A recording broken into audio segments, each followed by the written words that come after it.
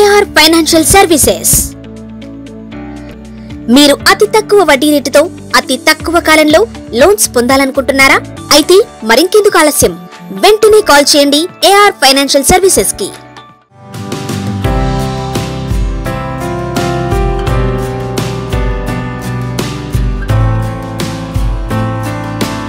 చాలా అద్భుతంగా ఎస్సీ ఎస్టీలకు 100% సబ్సిడీతో రిమైనింగ్ రైతులందరికీ కూడా బీసీలు ఓసీలు 5 ఎకరాల వరకు ఎవరికైతే 90% సబ్సిడీలో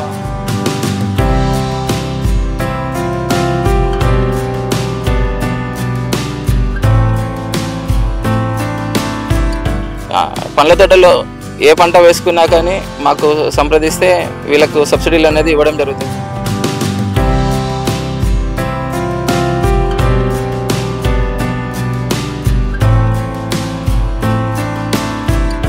రైతుకి ఏది కావాలనుకుంటే అది దరఖాస్తు చేసుకోవాలి. దరఖాస్తు గాను వాళ్ళ ఆధార్ కార్డు, పట్టా పాస్ పుస్తకం, బ్యాంక్ అకౌంట్, ఒక పాస్ సైజ్ ఫోటో, దాన్ని బట్టి మేమే ఫాలోఅప్ చేస్తాము. మేమే రైతు దగ్గరికి వెళ్తాము.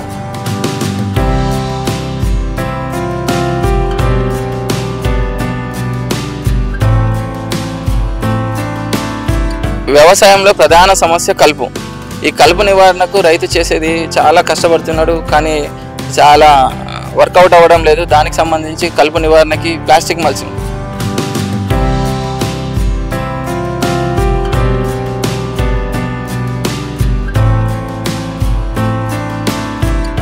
ఎకరాకి 8,000 రూపాయలు ఇచ్చి ప్రోత్సహించడం జరుగుతుంది. ఒకసారి మల్చింగ్ వేసుకున్న తర్వాత 2 పంటలు సంవత్సరం పొడవునా కూడా ఆ మల్చింగ్ అట్లనే ఉంచవచ్చు. అంటే కలుపు సమస్య అనేది ఉండదు.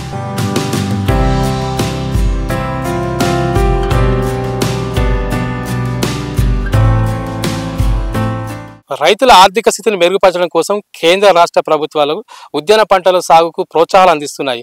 అదేవిధంగా ఉద్యాన పంటలకు వ్యవసాయ శాఖ పర్యవేక్షణలో తక్కువ పెట్టుబడితో అధిక లాభాల వచ్చే పంటలపై దృష్టి సారించడం జరిగింది. అసలు ఉద్యాన పంటలు అంటే ఏంటి, అసలు ఏమేం పంటలు వేస్తారు, అదేవిధంగా ఎలాంటి సబ్సిడీలు లభిస్తాయో పీపుల్స్ మీడియా అందిస్తున్న ప్రత్యేక కథనం.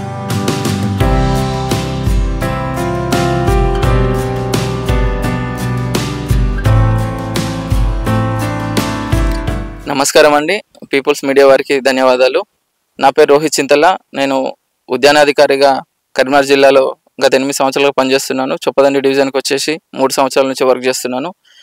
ముఖ్యంగా ఉద్యాన పంటలకు సంబంధించి తెలంగాణ ప్రభుత్వం ముఖ్యంగా చాలా పెద్ద మొత్తంలో పథకాలను ఇచ్చి రైతులను ప్రోత్సహించడం జరుగుతుంది. వ్యవసాయం అనగానే అందరికీ వరి గుర్తుకొస్తుంది కాదండి. వ్యవసాయంలో చాలా ప్రధానమైన భూమిక పోషించేది ఉద్యాన శాఖ, ఉద్యాన పంటలు వేసుకునే రైతు చాలా ఆనందంగా ఉంటారు.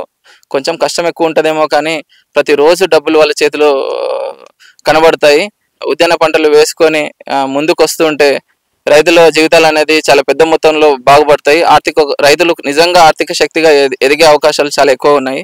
దీనికి సంబంధించి డిపార్ట్మెంటు, తెలంగాణ ప్రభుత్వము చాలా పెద్ద మొత్తంలో సబ్సిడీలు ఇచ్చి రైతులకు రాయితీలు ఇచ్చి ప్రోత్సహించడం జరుగుతుంది. దీనిలో ముఖ్యంగా పండ్ల తోటలు, కూరగాయ సాగు, బిందు తుంపర సేద్యము, అదేవిధంగా ఆయిల్ పాము, మిషనరీ, ఇట్లాంటి పథకాలన్నింటినీ రైతులకు గవర్నమెంట్ ఇచ్చుకుంటూ చాలా పెద్ద మొత్తంలో ప్రోత్సహిస్తుంది. ముఖ్యంగా పండ్ల తోటలు పెట్టుకునే రైతులకి, పెద్ద రైతులు అందరూ భూములు ఉన్న రైతులు కావచ్చు, ఎవరైనా కావచ్చు, పండ్ల తోటలు పెట్టుకునే రైతులకి మామిడికి 48,000 రూపాయలు హెక్టార్కి సబ్సిడీ ఇవ్వడం జరుగుతుంది. జామకు 48,000 రూపాయలు సబ్సిడీ ఇవ్వడం జరుగుతుంది.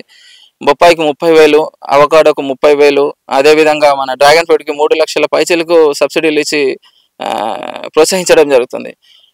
పండ్ల తోటలో ఏ పంట వేసుకున్నా కానీ మాకు సంప్రదిస్తే వీళ్ళకు సబ్సిడీలు అనేది ఇవ్వడం జరుగుతుంది. అదేవిధంగా మన కూరగాయలు, ముఖ్యంగా కూరగాయల పంటలు ఇంతకుముందు ఒకప్పుడు మేము కూరగాయ విత్తనాలు ఇచ్చేవాళ్ళము డిపార్ట్మెంట్ నుంచి. ఆ తర్వాత డైరెక్ట్గా ఏకంగా పెంచిన నారునే ఇవ్వడం జరుగుతుంది అనమాట. 1 మంత్ ఒకసారి రైతు వచ్చి అప్లై చేసుకున్న తర్వాత 1 మంత్లో రైతుకి కావాల్సిన నారుని మనం పెంచి ఉచితంగా ఇస్తున్నాం. కేవలం రైతు ట్రాన్స్పోర్ట్ ఛార్జెస్ మాత్రమే పెట్టుకోవాలి. అది ఎకరాకి టమాటో అయితే 8,000 మొలకలు 20,000 సబ్సిడీతోని ఫ్రీగా రైతుకి ఇవ్వడం జరుగుతుంది. వంగ కూడా 8,000 మొలకలను ఫ్రీగా ఇవ్వడం జరుగుతుంది. మిర్చి 6,400 మొలకలు, అదేవిధంగా క్యాబేజ్, కాలీఫ్లవర్ కూడా ఇవ్వడం జరుగుతుంది. దీంతో పాటు వ్యవసాయంలో ప్రధాన సమస్య కలుపు.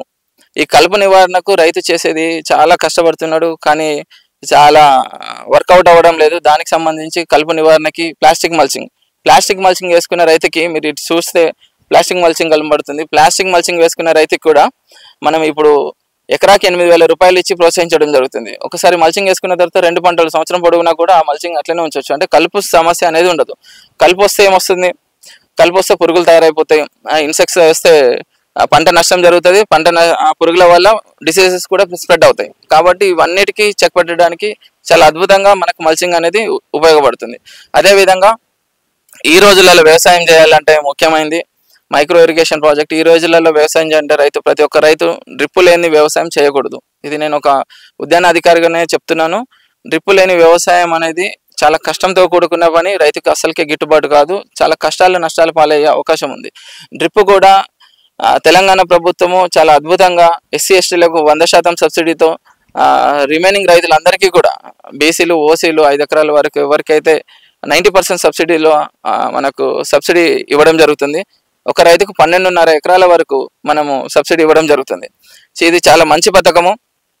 ఈ డ్రిప్పు వేసుకోవడం వల్ల ఒక ఎకరానికి వరి పారించే నీళ్ళతోనే 5-6 ఎకరాలకు మనము ఈ ఉద్యాన పంటలు సాగు చేసుకోవచ్చు. వాటర్ సేవ్ అవుతుంది.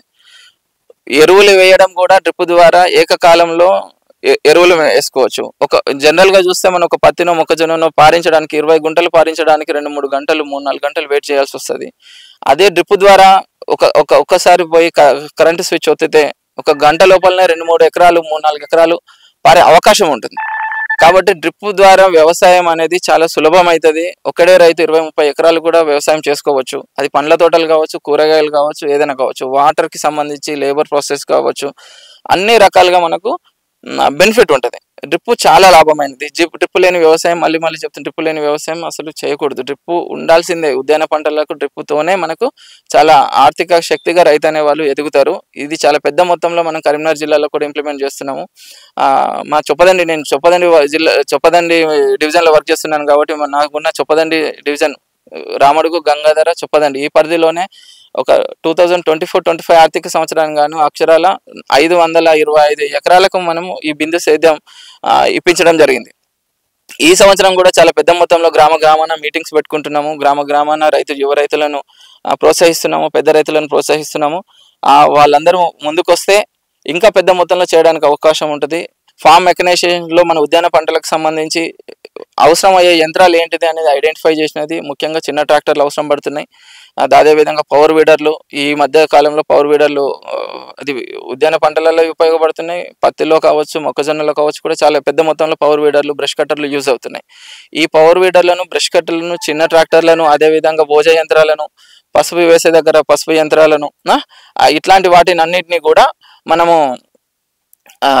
సబ్సిడీ మీద ప్రభుత్వం ప్రోత్సహిస్తున్నది. దీనికి గాను 50% నుంచి 60% వరకు సబ్సిడీ ఇచ్చేసి రైతులకు ప్రోత్సాహకాలు అనేది అందిస్తున్నది. రైతుకు ఏది కావాలనుకుంటే అది దరఖాస్తు చేసుకోవాలి. దరఖాస్తు గాను వాళ్ళ ఆధార్ కార్డు, పట్టా పాస్ పుస్తకం, బ్యాంక్ అకౌంట్, ఒక పాస్ సైజ్ ఫోటో, ఈ ఫోటోను అందజేసి మా ఉద్యాన శాఖ అధికారి కావచ్చు, స్థానికంగా ఉన్న ఏఈఓ కావచ్చు అప్పచెప్పేస్తే మాకు ఇస్తారు. దాన్ని బట్టి మేమే ఫాలోఅప్ చేస్తాము. మేమే రైతు దగ్గరికి వెళ్తాము.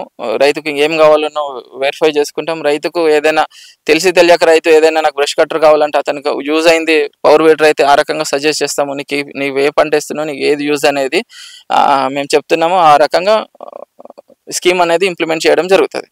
అంటే జనరల్గా వరి కాకుండా మామూలుగా పత్తి అవి అన్నీ ఇస్తారు కదా సార్, వాటి కాకుండా ఈ ఉద్యాన పంటలు సాగు చేస్తే రైతులకు ఎలాంటి లాభాలు చేకూరుతాయి? నిజానికి వరి వేసుకునే రైతులు చాలా ఆలోచించుకోవాలి. వరి వేసుకునే రైతులకు ఎకరాకి ఎంత కష్టం చేసినా కానీ 25,000 నుంచి 35,000 దాకా మిగలదు. అదే నువ్వు ఎకరంలో నువ్వు వంగ కావచ్చు, టమాటా కావచ్చు, వేరే పంటలు సాగు చేసే రైతులకు ఒక్కసారి గిట్టుబాటు ధర కలిగిందంటే లక్షలలో ఉంటుంది ఆదాయం. కూరగాయ రైతులు చూడండి, కూరగాయ పంటలు పండించే రైతులు కూరగాయలు తప్ప వేరే పంటలు వేయరండి. కొత్త వాళ్ళు యాడ్ చేసుకుంటే రావాలి, కానీ కూరగాయల్లో కష్టం ఉంటుంది, నష్టం ఉంటుంది, శ్రమ ఉంటుంది వాస్తవమే, కానీ డబ్బులు కూడా అంతకు మించి ఉంటాయి. కాబట్టి కూరగాయలు పండించే రైతులు కూరగాయలను విడవరు. చాలా తక్కువ మొత్తంలో మాత్రమే మళ్ళీ ప్రత్యామ్నాయ పంటలు దాకా పోతున్నాయి. మనకు వరి పత్తి వేసుకునే రైతులతో పోలిస్తే కూరగాయ పంటల్లో వచ్చే ఆదాయం 10 నుంచి 20 రెట్లు ఉంటుంది. మళ్ళీ చెప్తున్నా, 10 నుంచి 20 రెట్లు ఉంటుంది. కొన్ని సందర్భాలలో 50 రెట్లు కూడా ఉండొచ్చు. అంత పెద్ద ఆదాయం అనేది మన కూరగాయలలో వస్తుంది. కాకపోతే కొన్ని సందర్భాల్లో కూరగాయలు పండించే రైతులకు కొంచెము ఆ అవగాహన అనేది చాలా ఇంపార్టెంట్.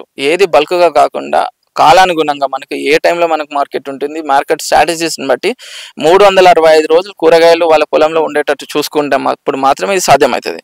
మనం చూస్తున్నాం, ఆ టమాటో చూస్తున్నాం, కేజీకి ₹1 ఉంటుంది, కేజీకి ₹100 ఉంటుంది. ఈ తేడా ఎందుకు వస్తుంది? ఇది కరెక్ట్ పనిచేసే రైతులకు తెలుస్తుంది.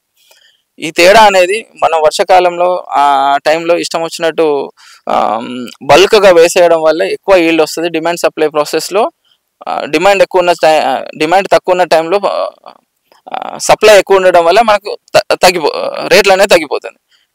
ఎవరు వేయని కాలంలోనే మనం టమాటా కావచ్చు, ఈ బీరకాయ తోటలు కావచ్చు, తీగజాతి కూరగాయలు పండించడం వల్ల చాలా పెద్ద మొత్తంలో లాభం జరుగుతుంది.